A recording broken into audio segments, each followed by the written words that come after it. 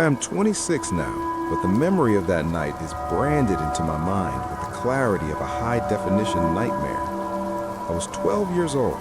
My parents were away, leaving me in the care of my 18-year-old brother, Zach. At first, it felt like freedom. The house was big, empty, and mine. Zach, being a typical teenager, made a deal with me. I'm going out with friends for a few hours. Don't tell Mom and Dad, and the TV is yours. I settled into the den, the heart of the house, and decided to watch a horror movie. It was a mistake. As the movie played, the house began to speak in a language I hadn't noticed before. The groan of settling wood, the wind scratching against the glass, the sudden aggressive hum of the refrigerator. Every jump scare on the screen made me flinch, but the silence between the scenes was worse.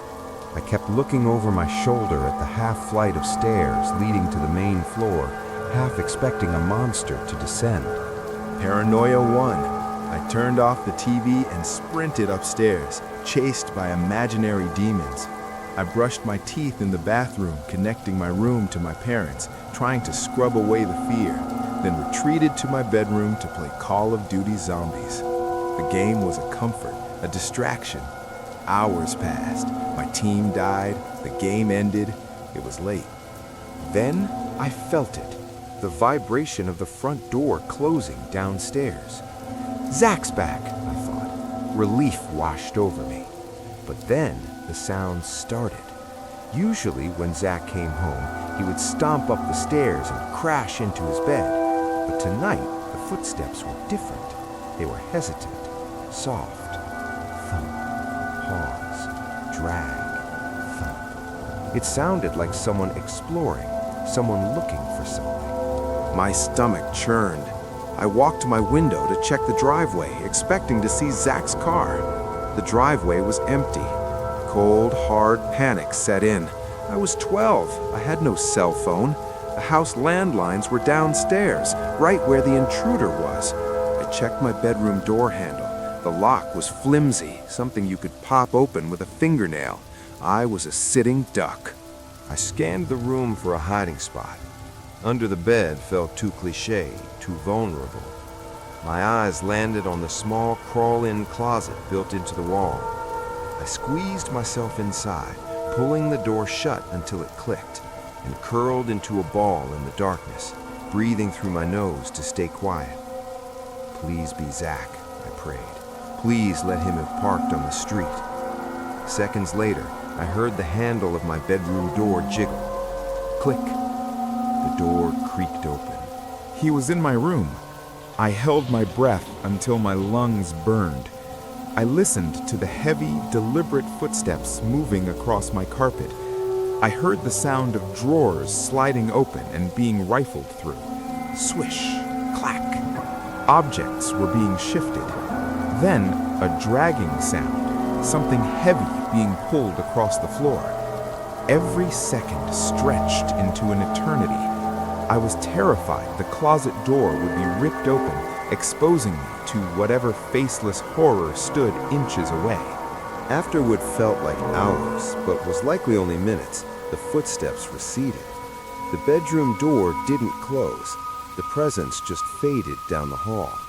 I stayed in that closet for 2 hours. My muscles cramped. My throat was dry as sand. Finally, a voice echoed through the house. "Hey, where are you?" It was Zach. He sounded angry, urgent.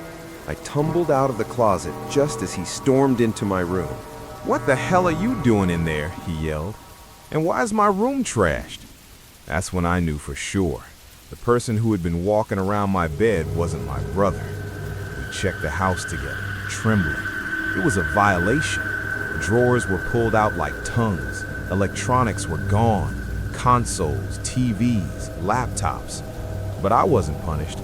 I was the one who had hidden in the dark, listening to a stranger breathe in my personal space.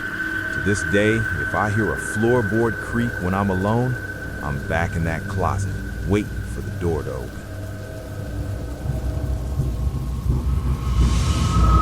I was barely out of kindergarten, living in a world where safety was guaranteed by family. I lived with my grandparents and my uncle. It was a small town, the kind where neighbors didn't knock, they just walked in. We had a neighbor named David. He was a fixture in our lives. He drank beers with my uncle, helped my grandpa fix his truck, and even helped dress hunted game in our shed. He was safe. He was friend. One night, the perfect storm of isolation occurred. My grandma was at bingo, my uncle was out drinking, my grandpa received a call to pick up my grandma. "I'll be right back," he told me. "Lock the door, don't open it for strangers." I nodded, glued to my cartoons. As soon as his truck taillights faded, the silence of the house became heavy. Knock, knock, knock. I ran to the door. "Who is it?" "It's David," the familiar voice replied. "Open up, kiddo." I hesitated. "Grandpa isn't here. He just left." "I know," David said. "I saw him leave." "Is your uncle home?" "No, he's out with friends." "I know that too," David replied smoothly. "I just got off the phone with him. Let me in. I need to wait for them." "I can't let strangers in," I recited. "I'm not a stranger," he laughed. "I'm David, your neighbor." Logic failed. He was right. He wasn't a stranger. I unlocked the door. David stepped in. He towered over me. The smell hit me instantly, a wave of stale beer and sweat. He was swaying, his eyes unfocused and bloodshot. He placed heavy hands on my shoulders. "You can wait in the kitchen," I said, trying to pull away. His grip tightened. It wasn't friendly anymore. It was a vice. He dragged me into the kitchen. His mood shifted from drunk to demonic in a split second. He grabbed a large carving knife from the counter. He pressed the tip against my stomach. "You want to get stabbed?" he whispered, his breath hot on my face. I started to cry. "Shut up," he hissed. "Shut up or I'll cut your throat." To prove it, he dragged the blade across my neck. He used the dull side, but the cold steel sent a shockwave of terror through my small body. Then, gravel crunched outside. Headlights. My grandparents were back. Relief flooded me, but David clamped a hand over my mouth, stifling my scream. He spun me around to face the door, holding me like a human shield, the knife hidden but ready. My grandma walked in first. She was smiling. The smile died instantly. She saw David. She saw the knife. She saw her grandson being held hostage. "Ow!" she screamed. "Get in here!" My grandpa rushed in. He didn't ask questions. He didn't negotiate. He saw the predator holding his blood, and he turned into a monster. He charged. David shoved me to the floor. My grandma scooped me up, burying my face in her chest so I couldn't see. But I could hear. I heard the struggle. I heard fists hitting meat. I heard the guttural roars of my grandfather. Grandpa won. He threw David out the front door, slamming it with enough force to shake the walls. David had planned this. He waited for the house to be empty. He watched my grandpa leave. He knew my uncle was gone. I was the target. Years later, after my grandfather's funeral, I asked my grandma about that night. "Grandpa was a hero," I said. She looked away, uneasy. "Do you remember what happened after?" she asked quietly. "Do you remember that Grandpa went hunting that night?" A memory surfaced. My grandpa, still shaking with rage, grabbing his gear and leaving into the darkness. He never hunted at night, not unless he was camping. "Why did he go?" I asked. "I don't know," she lied. We never saw David again. No police report was filed. No charges were pressed. My grandpa was a respected man, friends with the local cops. If anyone saw a tarp-covered mound in the back of his truck driving out of town at 2 a.m., they didn't ask questions. Sometimes justice isn't legal. Sometimes it's just a grandfather protecting his own.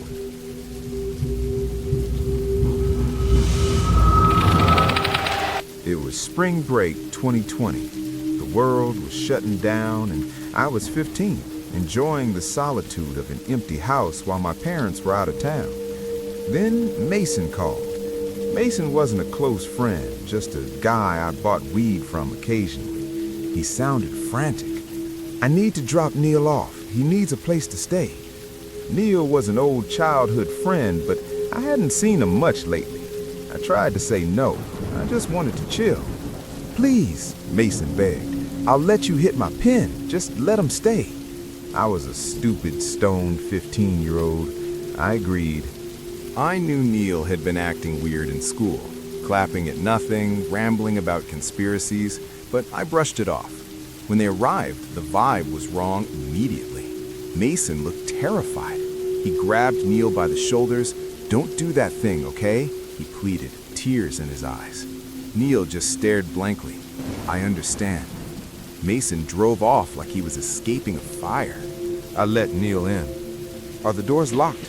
Neil asked instantly. "Yeah," I said, confused. "Check them." I walked him to the back door. Locked. He stared at it, then suddenly raised his hand in a Heil Hitler salute, flashing a wide, unnatural, toothy grin. He held the pose for seconds, silent, then dropped it like nothing happened. I forced a laugh, but my blood ran cold. "I need water," he said. We went to the kitchen. I went to the fridge. Out of the corner of my eye, I saw him. He was standing by the silverware drawer. He slowly, silently slid it open. His hand hovered over the knives. He reached for a steak knife. Adrenaline cut through my high. I lunged, I grabbed his wrist and slammed the drawer shut. Bam! "No," I said. Neil didn't fight back. He didn't get angry. He just looked at me and chuckled. A dry, empty sound. He was testing me. I was terrified. I realized I was trapped in my house with someone who was mentally unhinged and looking for a weapon. "Let's go to the park," I suggested, my voice shaking. "Let's go for a walk." I needed him out. He agreed. I led him to the laundry room door. "I need to put on shoes," I lied. "You go out first." He stepped out. He paused, looking back at me with a look of pure disappointment. He knew. I slammed the door and locked the deadbolt. I called my brother immediately. He arrived 5 minutes later with a carload of friends. They found Neil outside, wandering the driveway, rambling about how the basketball coaches were Illuminati members who assaulted players. We found out later that Neil had taken a cocktail of drugs that triggered a severe schizophrenic episode. Mason had dumped him on me because Neil had spent the car ride reading a manifesto about how he needed to kill someone to save himself from his father. I think about that moment in the kitchen often, the way his hand hovered over the knife, the way he smiled. If I hadn't slammed that drawer, I would have been a headline.